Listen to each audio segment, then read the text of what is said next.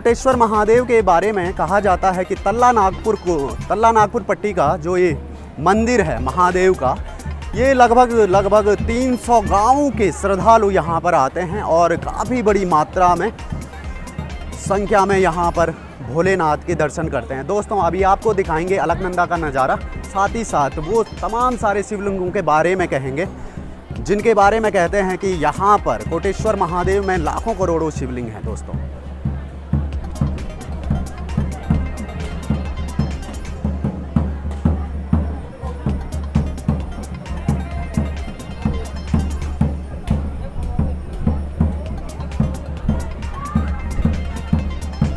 तो कुछ पौराणिक मान्यताओं के अनुसार कोटेश्वर महादेव कहते हैं कि दोस्तों यहाँ पर लाखों करोड़ों शिवलिंग हैं और अभी आपको दिखाएंगे कि इसका राज है क्या।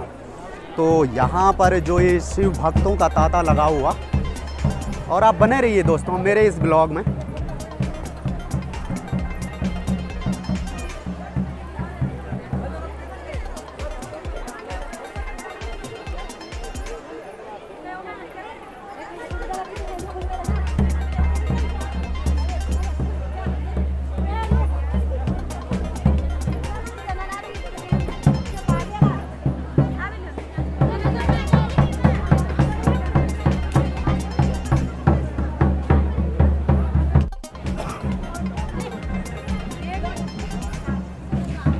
तो दोस्तों आप देख सकते हैं ये नज़ारा, शिव भक्तों का तांता लगा हुआ है कोटेश्वर महादेव के मंदिर में।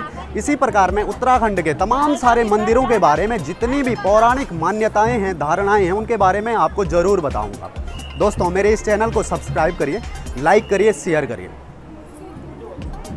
क्योंकि दोस्तों मेरे लिए हर एक सब्सक्राइबर एक मोटिवेशन का काम करता है। नदी है वो अलकनंदा है और आगे से जो मैंने अगस्त्य मुनि से दिखाई थी वो आपकी मंदाकिनी है। तो अलकनंदा और मंदाकिनी का संगम ही रुद्रप्रयाग के नाम से फेमस है। साथ ही साथ आपको बताते चलूँ मैं कि जो कोटेश्वर महादेव में कहा जाता है कि लाखों करोड़ों शिवलिंग यहाँ पर स्थापित हैं, तो उसकी कहानी भी अपने आप में एक अद्भुत कहानी है। दोस्तों अब दोस्तों देख रहे होंगे आप जो ये नदी है यहाँ पर, ये नदी है अलकनंदा। और अलकनंदा यहाँ पर जो ये दो पहाड़ देख रहे होंगे दोस्तों, तो पौराणिक मान्यताओं के अनुसार इन पहाड़ों में कहते हैं कि लाखों करोड़ों शिवलिंग यहाँ पर हैं। साथ ही साथ कोटेश्वर महादेव जो शिवलिंग है वो अपने आप में इसलिए भी प्रसिद्ध है क्योंकि इस शिवलिंग के बारे में कहा जाता है दोस्तों कि ये स्वयंभू है। और स्वयंभू का अर्थ होता है कि जो स्वयं भू यानी कि धरा से स्थापित हो। साथ ही साथ मैं आपको दिखा देता हूं कि जो ये आपको आगे नज़ारा दिखाई दे रहा है दोस्तों, ये है कोटेश्वर महादेव की गुफा और यहीं पर वो शिवलिंग स्थापित है जिसे स्वयंभू कहा जाता है। साथ ही साथ मैं आपको पीछे का नज़ारा भी दिखा दूं। देखिए दोस्तों किस प्रकार से भक्तों की भीड़ लगी हुई है। और 11 महीने अन्य देव के होते हैं, 1 महीना साल में महादेव का होता है। दोस्तों ये सावन का तीसरा सोमवार है और किस प्रकार से कोटेश्वर महादेव में ये भक्तों का तांता लगा हुआ है। तो देखिए दोस्तों ये भव्य नज़ारा कोटेश्वर महादेव का। दोस्तों तो ये है अलकनंदा नदी और आज बरसात के मौसम में इसका जल स्तर काफ़ी बढ़ा हुआ है। और अगस्त्य मुनि से जो नदी ऊपर केदारनाथ से आती है उसके बारे में मैंने पहले भी आपको बताया था कि वो मंदाकिनी नदी है और अलकनंदा और मंदाकिनी के संगम से ही रुद्रप्रयाग फेमस है दोस्तों। तो दोस्तों आप यहाँ से देख सकते हैं कि भक्तों की संख्या यानी कि तांता लगा हुआ है दोस्तों। आज ये सावन का तीसरा सोमवार है कि कोटेश्वर महादेव के इस परिसर में शनिदेव का मंदिर और जहाँ पर भक्तजन शनिदेव के दर्शन करते हुए दोस्तों आप देख सकते हैं।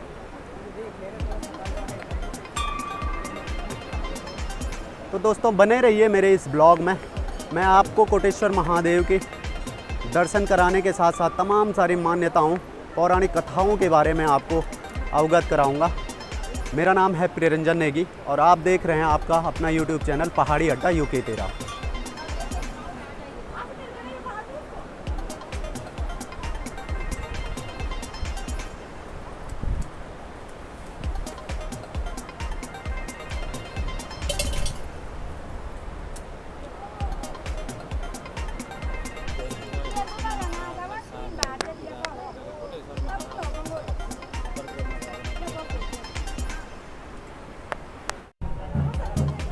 तो दोस्तों कोटेश्वर महादेव के बीचों बीच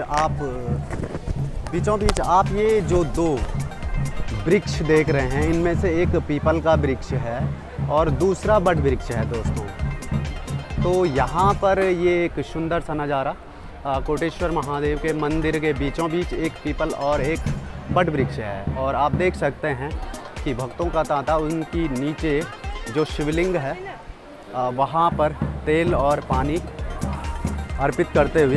तो दोस्तों मैं आपको दिखाता हूँ यहाँ पर का एक सुंदर सा नज़ारा। ये देखिए दोस्तों, यहाँ पर बहुत सारे शिवलिंग आपको दिखाई देंगे। तो ये पीपल का वृक्ष है कोटेश्वर महादेव में। साथ ही साथ आपको मैं बट वृक्ष का नज़ारा भी दिखाता हूँ। और वहाँ पर भी ये देखिए दोस्तों, तो यहाँ पर नंदी जी भी विराजमान हैं। और कहते हैं कि महादेव से अगर किसी ने अपनी मनोकामना पूरी करनी है तो नंदी जी के कानों में बोलना पड़ता है। साथ ही साथ आप यहाँ पर नीचे देख सकते हैं दोस्तों, ये मंदिर है जहाँ भक्तजन अपनी पूजा अर्चना करते हुए। तो दोस्तों आप देख सकते हैं कि जो हमारे पौराणिक वाद्य यंत्र होते हैं, ढोल दमाऊं, वो भी इस मंदिर में हैं। और यहाँ पर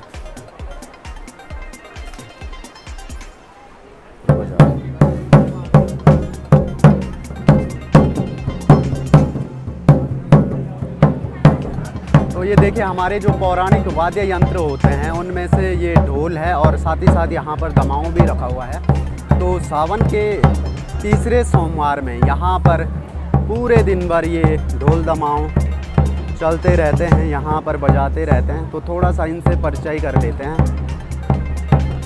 पूछना चाहता हूँ कि आप लोग किस गांव से हैं? आप लोग किस गांव से हैं? चापड़। हाँ तो दोस्तों ये हैं चापड़ के। तो चापड़ यहाँ पर से लगभग 3 किलोमीटर की दूरी पर पड़ता है और जिला मुख्यालय रुद्रप्रयाग भी लगभग वही है। तो मैं आपसे जानना चाहता हूँ कि ये आप केवल सोमवार के दिन आते हैं या आप यहाँ पर रेगुलर रहते हैं? अच्छा, तो ये बता रहे हैं कि इनकी ड्यूटी यहाँ पर लगभग परमानेंट है, 12 महीने है। और यहाँ पर सावन के महीने बहुत ज़्यादा भीड़ रहती है। तो इस ढोल दमाऊं का अपना अलग ही महत्व है। तो चलिए दोस्तों आप देख रहे हैं ये है हमारा पौराणिक वाद्य यंत्र मशकबीन। मशकबीन दोस्तों इसको कहते हैं, मशकबीन है। ये हमारा पौराणिक वाद्य यंत्र है जो कि शादियों में और पूजा पाठ वगैरह इत्यादि जगह बजाया जाता है। तो अब दोस्तों ये चीज़ें दिखनी थोड़ा सा दुर्लभ हो गई हैं, बहुत कम जगह ये दिखता है। अभी हमारे साथ हैं यहाँ पर जो मशकबीन को बजाते हैं। तो चलिए दोस्तों इनसे पूछते हैं थोड़ा सा। तो आपका गांव कहाँ है? मेरा गांव फलासी। हाँ, फलासी गांव के रहने वाले हैं। तो आप यहाँ केवल सोमवार को आते हैं या 12 महीने आप यहीं रहते हैं? आते रहते हैं। अच्छा, आते रहते हैं आप जी। तो आप इस मशकबीन को कब से बजा रहे हैं? 12-13 साल से बजा रहे हैं। तो थोड़ा आप हमको इसको बजा के थोड़ा सुनाएंगे हमारे दर्शकों को जी। तो हमारे साथ हैं ये मशकबीन वाले, तो ये ज़रूर आपको सुना रहे हैं। और आप देखिए दोस्तों,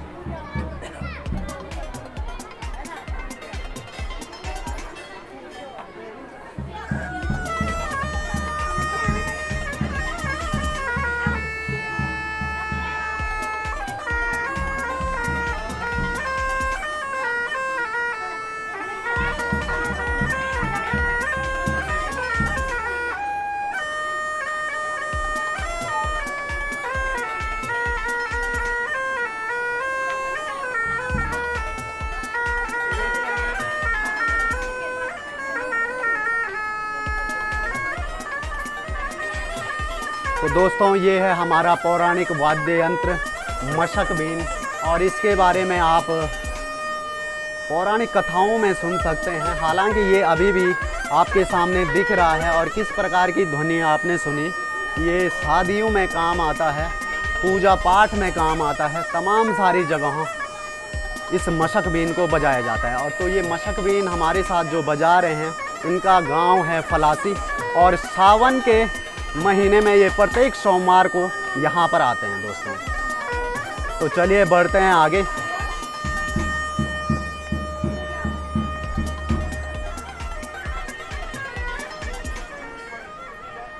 तो दोस्तों आप देख सकते हैं इस प्रकार से ये कोटेश्वर महादेव के रास्ते में जगह जगह आपको बहुत सारे बाबा लोग दिखाई देंगे। और वो भी अच्छे बाबा दुआ करने वाले जय शंभू जय शंभू।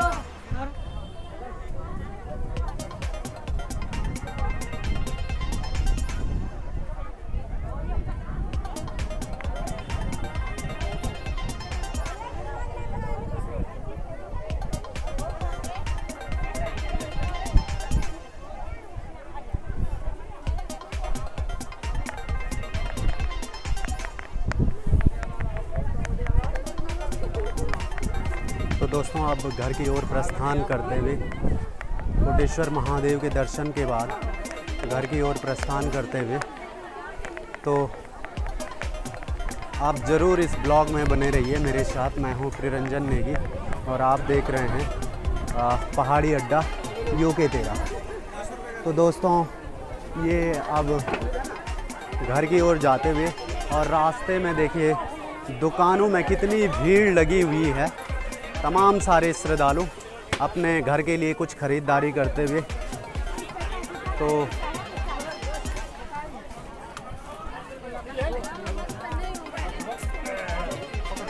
आप लोग देख सकते हैं ये किस प्रकार की भीड़ है। रास्ता बिल्कुल खचाखच भरा हुआ।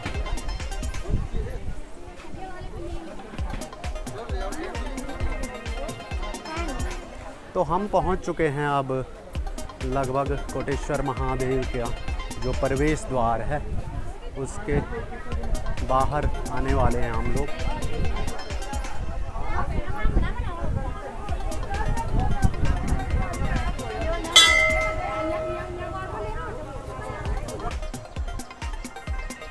दोस्तों कोटेश्वर महादेव के बारे में एक और पुरानी अवधारणा ये भी है कि यहाँ पर जो निसंतान लोग हैं वो संतान प्राप्ति के लिए महाशिवरात्रि के दिन यहाँ पर अधिष्ठान करते हैं, व्रत रखते हैं दोस्तों। तो कोटेश्वर महादेव के बारे में तमाम सारी अवधारणाएं, उनमें से भी ये एक प्रचलित अवधारणा है।